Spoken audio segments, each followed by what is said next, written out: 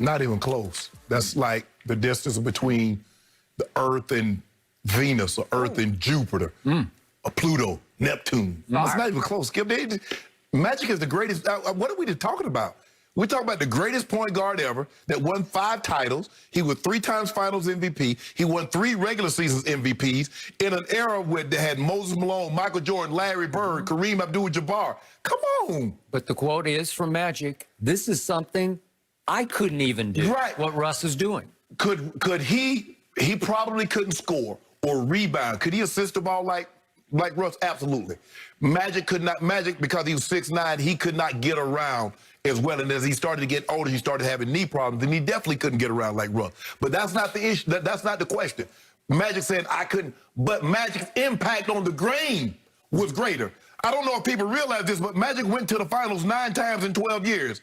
Only 3 times did he fail to not reach the finals. Yep. Really? And you're talking about, come on, Skip, what are we talking about here? Skip, that's not to minimize Russ. Nobody plays harder. Nobody gives you more night in, night out. Game in, game out. Year in, year out. But impact, all that, all those triple-doubles, how many times has he got out of the first round? 4 times in 5 years. How many times has he gotten out of the first round? Once. And that was the year in which he didn't average a triple-double. That was last year when he played with the Rockets. Yep. That was the only time that he got out of the first round. Now he's in the play-in tournament. There's no guarantee. Now, they're going to scare the hell out of somebody if Bradley Beal's hamstring and ankle, if he's able to go. Yep. But, Skip, for me, it's not close. It's not close, Skip. Look, he's going to be well over 200 triple-doubles when it's all said and done. But at the end of the day, isn't it about championships? Now, I don't believe Russell doesn't strike me as a guy that stays up late at night, like tossing and turn, man, I ain't won a championship. Get up and pace the floor. He doesn't strike me as one of those guys. Agreed. But that's okay. That's not to diminish what he's currently doing. But impact, like Magic, I don't believe it's close. That's just me, and I had an opportunity to see Magic every single year from his last year in college all the way till he retired. It's not close between the two. No, maybe Steph has a similar impact, but for different reasons because of the three-point shot. And Steph has won 3 titles. Steph has been an MVP. Steph has gotten out of the first round. But, nah, Russ and Magic, the gap is huge. Okay. So, to all your points, when I first read this last night, it just slapped me right in the face that Magic is the ultimate winner to me. I know he's quote-unquote point guard. I don't know, he's 6'9". He just won a lot of basketball games because he was born with the ability and capacity to know how to win a game. How do you get this game home as the leader on the floor of the basketball team? Whatever you want to call him, point forward or whatever. He was a point guard. Making all the right plays Every at right the right play, time. At the right time. What did Magic always call it? Winning time. Yes. Last 4 or 5 minutes of a tight game, what has to get done to get you home? Obviously, did Magic have great teams? Sure he did. Yes. He had Kareem, and he had Worthy on the break, and he had Byron, and he had Michael Cooper, one of the great defensive guards. Had Norm Nixon for 2 years. He did. They were loaded. They even had Kurt Rambis to do the dirty work. So they were great basketball teams, but Kareem was there for, what was it, like 5 years before Magic got there? And nothing happened because he needed Magic to show the team. I think they missed the playoffs a couple times completely when Kareem was there. Okay. So, again, was he a force? Is he the all-time greatest scorer, Kareem Abdul? Yes, he is. We get that. But Magic knew how to win in ways Russ has never gotten it through his head how to win. There's some gene that you're born with that is the winning gene. And Russ doesn't have it. But I loved what Magic said because he's stepping back saying we need to appreciate him even more than we do. And I got it. I'm with you. Because he's trying to say that he doesn't shoot from distance very well.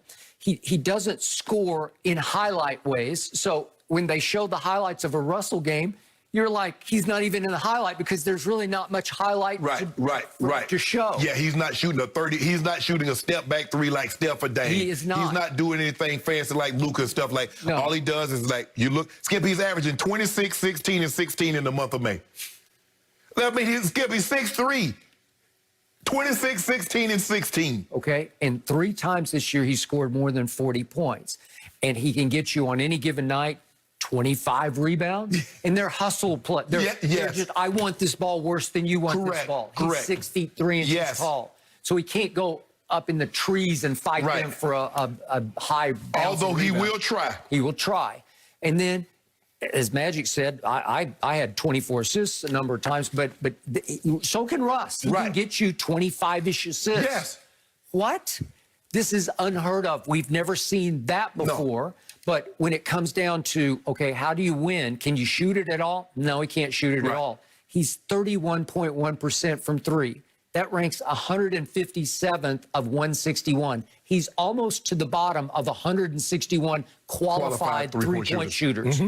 From the free throw line, he's 64.5%. This is a point guard. That's Lonzo-esque from a year ago. Lonzo has improved dramatically, but that ranks his free throw shooting 103rd of 110 qualified.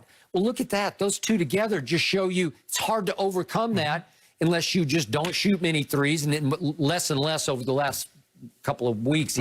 He's not shooting threes much. He was big from the free throw line the other night because he made the free throws and then he ended up blocking the shot. Okay, and just remember, he is running away with the turnover lead in the NBA. Running away. He's plus 34 over Luka now. And he's played 1 fewer game than Luka's played. Well, that's not good. Skip, he played so fast. He's going to bounce 2 balls off his foot. Okay. Because he's playing so fast. And he's going to try to dribble it through 3 people, and he's going to lose the ball. Sometimes he pulls it off, and it's spectacular. But in PER, the ultimate basketball stat, player efficiency rating. No, Skip, not when he shoots that from. If he shoots what he does from the 3-point, from the field, and he turns the ball, his efficiency rating is going to be terrible. How about 62nd? And guess who's tied for 63rd? Your guy, Drummond, and Big Zoo for the Clippers. They're tied for 63rd in player efficiency rating. And by the way, they're just 1 notch ahead of Mason Plumlee. So he's down there with the big guys in player efficiency rating. What? And this is the guy we're raving about. Yes, and it's legit. Yes, good. We should commend him for what he's accomplishing. Skip, you got to think about it. They said in his first 6 years, he only had 8 triple-doubles in his first 6 years. Oscar had 148. Now you fast forward to look at where he is now. So he's had 163 since then. Oscar only had 33 after year 6. So let that sink in. So we should applaud him. We should commend him. But the impact on the ball game, which equates to winning playoff game, winning championships, is not comparable to Magic. That's it. We're not saying Russell isn't a great player. We're not saying that he should not be commended, because he should. I commend him. When you play at that level, the best thing, Skip, is that no one will ever say he dogged it. No one will ever say that about him. Never. But the question was the impact. I mean, one guy got 9 finals appearances in 12 years with 5 titles. It's why I have Magic ranked all-time on my list, second to Jordan. I got him number 2 all-time because of this, the intangible of winning. Because Russ, to me, is too much what I call bull in China shop. When push comes to shove, he's going to push and shove. He's going to run through that brick wall to try to win the game, when sometimes it doesn't require running through the brick wall. So if he gets into a one-on-one contest with the other point guard, and the other point guard scores on him and lets him know about it, what is Russ prone to do going down the other way? Going back at him. I'm coming right at you. Watch this. That's not how Magic did it. No. Magic would just roll his eyes at you and say, okay, you think you got some momentum? I'm just going to walk this ball up the court. I'm going to slow it way down. I'm going to break your momentum. And we're going to work and get an easy shot for Cap, as he would call Kareem, Okay, I'm going to get Cap a dunk here. And it's going to break your momentum, and you're not going to feel like coming back down and scoring on me again. The way Magic looked at it, if my team won, well, I got your back. That's it.